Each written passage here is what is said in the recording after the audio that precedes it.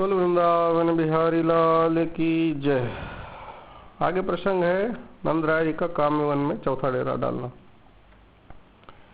अब श्री कृष्ण की अचिंत महालीला शक्ति की प्रेरणा से नंद राय ने दीर्घपुर से पुनः यात्रा चलाई और काम्यवन पहुंचे, जहां यशोदा मैया का पित्रालय था। चतुर्थ काम्यगमनम वनानां वनमुत्तमं तत्र गत्वा नरो देवी मम लोके महीयते। ब्रजमंडल के द्वादश वन में काम्यवन का चौथा नंबर है। ब्रजमंडल के सर्वोत्तम वनों में एक है। इस वन की परिक्रमा करने वाला सौभाग्यवान व्यक्ति ब्रजधाम में पूजनीय है। ततः काम्यवनं राजन् यत्र बाल्ये स्थितो भवान् स्नानमात्रेण सर्वेषां सर्वकामफलप्रदाम्। हे महाराज, तदंतर काम्यवन है, जहाँ आपने श्री कृष्ण ने बहुत सारी बाल लीलाएं की। इस वन में कामादि सरोवर से स्नान करने मात्र से सब प्रकार की कामनाएं, यहाँ तक कि कृष्ण की प्रेममय सेवा की कामना भी पूर्ण हो जाती है। यथार्थ में श्री कृष्ण के प्रति गोपियों का प्रेम ही काम शब्द का वाच्य है। प्रेमैव गोपरामाणाम काम इत्यागम प्रथम। गोपियों का निर्मल प्रेम जो केवल श्री कृष्ण को सुख देने वाला होता है, जिसमें लौकिक काम की कोई गंध नहीं है, उसी को शास्त्रों में काम कहा गया है। ये लौकिक काम वासना रहित प्रेम है।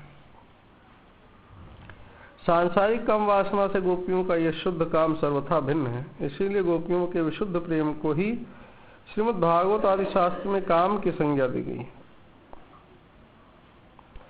यहाँ कृष्ण प्रेम काम की और अलौकिक काम की भी सिद्धि होती है, इसीलिए इसे काम वन कहा है।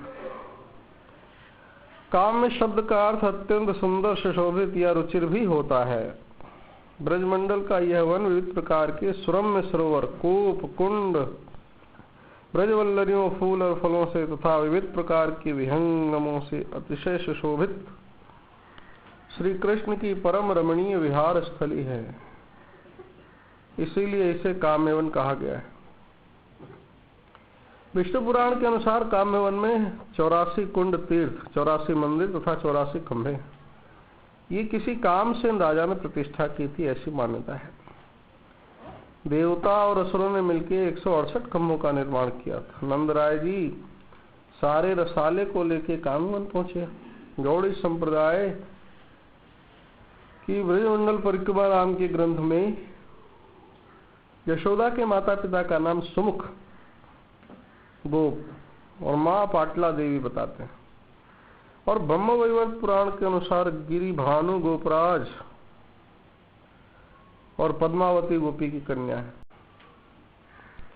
सुमुख पाटला ने पुत्री जमाई का सारे रसाले के साथ स्वागत किया और कुछ काल के लिए अपने यहाँ रोक लिया। सारी व्यवस्था करने में मदद की। यहाँ भी नित्य की भांति जीवन चलने लगा। वहाँ वृषभानु जी ने राल से काफिला उठाया और बसौती पहुंचे। वहाँ कुछ काल रुकने की व्यवस्था की।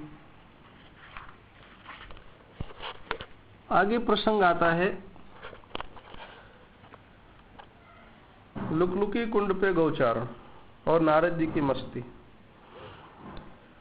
श्री कृष्ण पहले कई बार यहाँ नाना नानी के घर आ चुके थे। कभी कभी नंद गोकुल और अपनी गवों के साथ पड़ाव में ही ठहरते थे।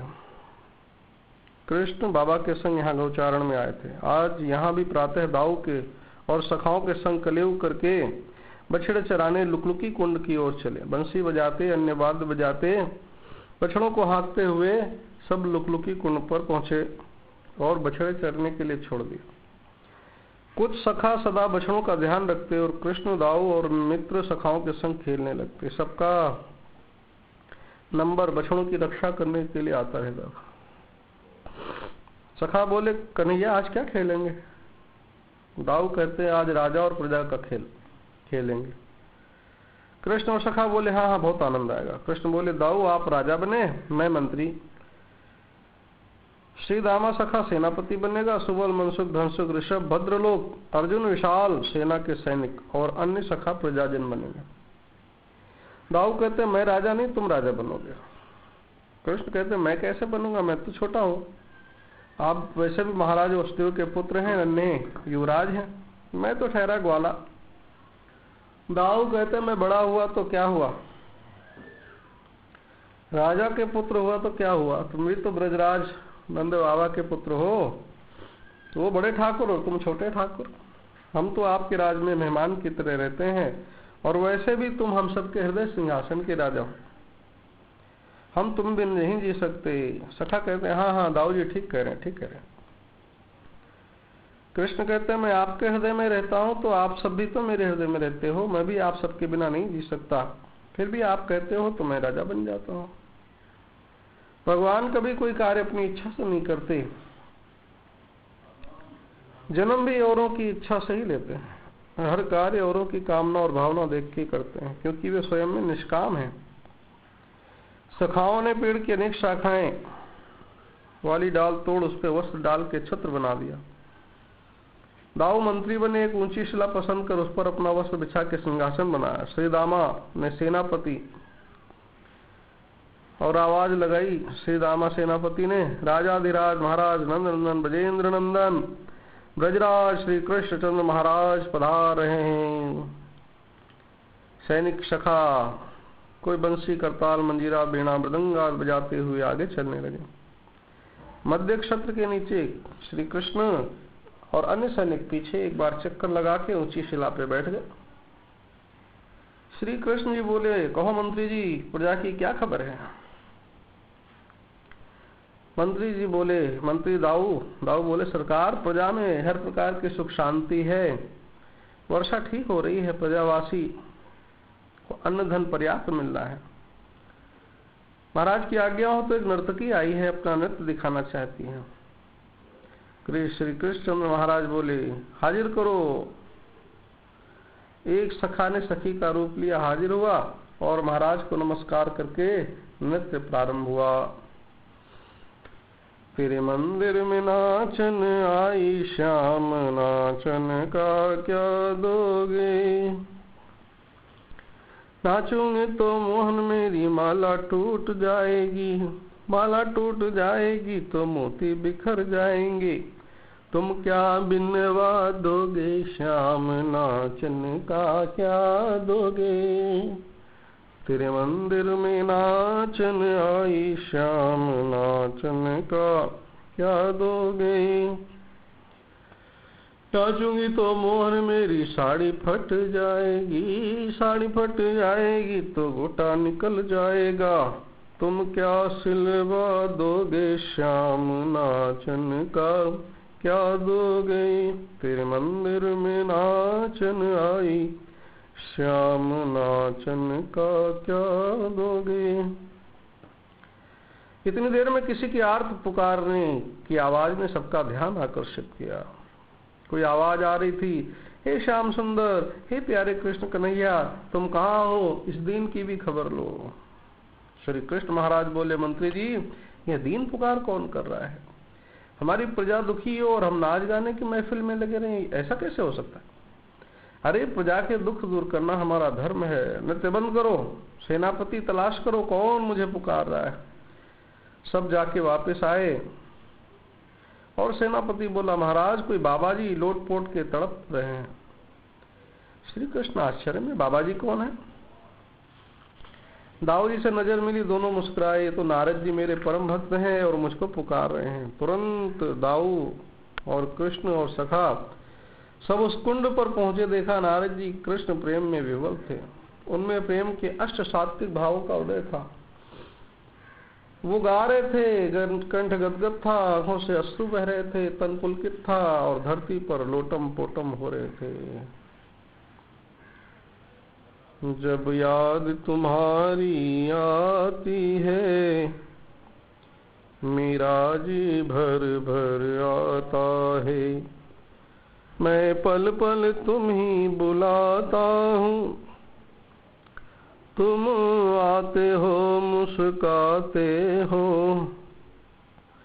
मुस्का के फिर छिप जाते हो क्या, यही तुम्हें सुहाता है। जब याद तुम्हारी आती है, मेरा जी भर भर आता है। प्रिय कैसी ये निष्ठुरता है, हाय कैसी ये बेदर्दी है। या ये क्रंदन भी झूठा है, जो तुम तक पहुँच न पाता है। हे प्रियतम प्राणाधार हरे, हे मोहन नंद कुमार हरे। एक बार तो आकर अपना लो, अब तुम बिन रहा न जाता है। जब याद तुम्हारी आती है, मेरा जी भर भर आता है। श्री कृष्ण महाराज उनकी भाव भरी दशा देख हृदय में प्रसन्न हुए। नारद जी के पास जाके उनका सिर गोद में लेके बोले, नारद जी आप यहाँ? प्यारे का स्पर्श होते ही नेत्र खुल गए। नारद जी श्री कृष्ण दर्शन होते ही चरणों में गिर गए। आप यहाँ? श्री कृष्ण बोले, हाँ नारद जी, मैं आपकी पुकार सुन दौड़ा आया। आप कब आए ब्रज में? नारद जी कहते हैं, जब से आपका जन्म हुआ मैं आपके दर्शन करने आया, तब से ब्रज छोड़ के कहीं गया ही नहीं। आपकी नित्य नई लीला देखो, सिन में तन्मय हो ब्रज में भ्रमण करता रहता हूँ। काम्य वन में कामना पूर्ण होती है, इसलिए इस कुंड पर सदा रहता हूँ। आज विरह वेदना अधिक बढ़ गई तो उच्च स्वर में गुहार निकल गई। श्री कृष्ण बोले, मैं आप पर प्रसन्न हूँ, कुछ मांगो। नारद जी बोले, मुझे आपकी एवं आपकी शक्ति की भक्ति दो। श्री कृष्ण महाराज मुस्कुराए और कहा, एवमस्तु, आज से यह कुंड नारद कुंड कहा जाएगा। नारद जी सदा वहाँ राधा कृष्ण की आराधना करते थे, इसलिए यह उनकी आराधना स्थली भी कही गई। कभी कभी इस तरह कृष्ण लीला का गान करते ऐसे अधैर्य हो जाते तो श्री कृष्ण उन्हें दर्शन देते। नारद जी ने श्री कृष्ण राम के आगमन पर दोनों बंधुओं को ऊंची शिला पर बैठाया, खूब कीर्तन किया, नाचे। सारे सखा भी नाचे, दाऊ जी से नहीं रहा गया, वो भी नाचने लगे और श्री कृष्ण मुस्कुराते हुए हर्षित हुए। संवरिया बोलो तो सही, कन्हैया बोलो तो सही।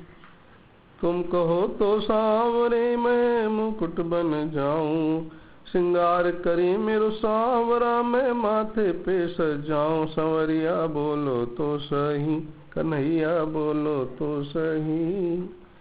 तुम कहो तो सांवरा मैं काजल बन जाऊं, श्रृंगार करे मेरो सांवरा मैं अखियन में बस जाऊं। तुम कहो तो सांवरा मैं माला बन जाऊं, श्रृंगार करे मेरो सांवरा मैं सीने से लग जाऊं। संवरिया बोलो तो सही, कन्हैया बोलो तो सही। तुम कहो तो सांवरे मैं पायल बन जाऊं, नृत्य करे मेरो सांवरा मैं पैरों से लग जाऊं। संवरिया बोलो तो सही, कन्हैया बोलो तो सही। तुम कहो तो सांवरा मैं बंसी बन जाऊं, बंसी बजाए सांवरा मैं होठों से लग जाऊं। संवरिया बोलो तो सही, कन्हैया बोलो तो सही। तुम कहो तो सांवरा मैं धूल बन जाऊं, ब्रज में घूमे सांवरा मैं चरणों से लग जाऊं। संवरिया बोलो तो सही, कन्हैया बोलो तो सही। नारद को चढ़ गई मस्ती, मस्ती कान्हा के नाम की, मस्ती कान्हा के नाम की, मस्ती दाऊ के नाम की। मस्ती से बढ़ गई भक्ति, भक्ति कान्हा के नाम की। ग्वालों को चढ़ गई मस्ती, मस्ती कान्हा के नाम की। बंसी वाला मेरा है, तेरा नहीं वो मेरा है। नंद कलाला मेरा है, तेरा नहीं वो मेरा है। दाऊ का भैया मेरा है, तेरा नहीं वो मेरा है, नंद का लाला मेरा है। ऐसे मस्ती में सब नाचे गाए और सभी ने संध्या घर पहुंचकर भोजन किया और शयन किया। बोल वहाँ के बिहारी लाल की जय।